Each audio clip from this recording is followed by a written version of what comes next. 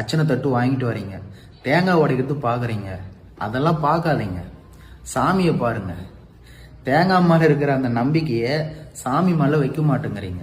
தேங்காய் உடைக்கும் போது அது கோணலாக உடைஞ்சிச்சுன்னா ஒரு மன வேதனையோட சாமியை பார்க்குறீங்க. அந்த மாதிரி பார்க்காதீங்க. தேங்காய் வந்து 10 ரூபா கடையில் கொடுத்தா 10 ரூபா கொடுத்தா கொடுத்துட்டு போகிறோம். அதுக்கு போய் அந்த தேங்காய்லாம் பார்த்துனுறீங்க. தேங்காயோட விஷயம் என்ன தெரியுங்களா? அதையும் சொல்லிடுறேன். ஒரு அச்சனை தட்டில் தேங்காய் இருக்கும், வாழைப்பழம் இருக்கும், வெத்தலைப்பாக்கு இருக்கும், கற்பூரம் இருக்கும், கொஞ்சம் பூ இருக்கும், ஊதுவத்தி இருக்கும் இல்லையா? 5 ஐட்டம் இருக்கும். அதில் 5 பொருள் இருக்கும். நீங்கள் என்ன பண்ணுறீங்க? தேங்காய் வாங்கும்போது தேங்காய் சொல்லுமா, மாப்பிள்ளை நான் 30 ரூபா, சரிங்களா, நான் தான் ஒஸ்தி அப்படின்ட்டு தேங்காய் சொல்லுமாமா. இந்த வாழைப்பழம் என்ன பண்ணுமாமா, அது கம்முன்னு கேட்டுன்னு வந்துடும். வந்த உடனே இந்த தேங்காயை இந்த இடத்துலயே உடைச்சிடுவாங்க. உள்ளே போவாது தேங்காய். இந்த உடஞ்ச உடனே வாழைப்பழம் சொல்லுமாமா, பாத்தியா மாப்பிள்ள ஒன்று வச்சிட்டாங்க, உள்ள முழுசாவே எடுத்துட்டு போல, என்னவோ பெருசா சொல்லிக்கினேன், நான் தான் ஒஸ்தி அப்படின்னு சொல்லிச்சாமா.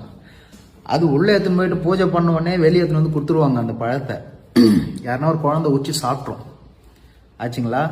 அப்போ வெத்தலை பார்க்க சொல்லிச்சாமா, வாழைப்பழமே என்ன சொன்னேன், நான் முழுசா இருப்பேன்ட்டு, உன்னை பாத்தியா இரணியனோட உடலை கிழிச்ச மாதிரி, நரசிம்ம பெருமாள் கிழிச்ச மாதிரி உன்னை கிழிச்சிட்டாங்க பாத்தியா அப்படின்னு வெத்தலை பார்க்க சொல்லுமாமா.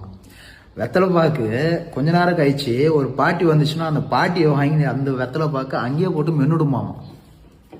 போச்சுங்களா? அப்புறம் இது 3 நினைச்சுங்களாம். ஆமா, இந்த 1 ரூபான்னு ஒரு பையில ஒருத்தனை பார்த்துமே, எங்க அவனை காணும் அப்படின்னா, அவன் தான் உள்ள தீபாராதனைக்கு கற்பூரமா 1 ரூபா கற்பூரம் தான் பகவானை சுத்தி வருது. 5 ரூபாய் வெத்தலை பாக்கும் போயிடுச்சு, 10 ரூபாய் வாழைப்பழமும் போயிடுச்சு, 30 ரூபான்னு சொன்ன அந்த தேங்காவும் போச்சு. என்ன அர்த்தம் அப்படின்னா, இது கிடையாது. தேங்காய் உடையுது பார்த்தீங்களா, நம்மளோட ஆணவம் அங்கேயே உடைஞ்சிடணும், விட்டுடணும். தேங்காய் எப்படி பல்லுன்னு உடையுதோ அது போல நம்ம ஆணவத்தையும் விட்டுடணும். 2வது, இந்த வாழைப்பழம் தோல் உரிச்ச மாதிரி உங்க கர்ம வினைகள் உறிஞ்சிரும். 3வது, இந்த வெத்தலை பாக்கு மாயமா வயிற்றுக்குள்ள போச்சு பார்த்தியா, மீங்கிட்டாங்க இல்லையா, அது போல இந்த மாயையும் விலகணும். இது 3 விட்டுட்டு நீங்க வந்தீங்கன்னா தான் இறைவனோட அருள் கிடைக்கும்.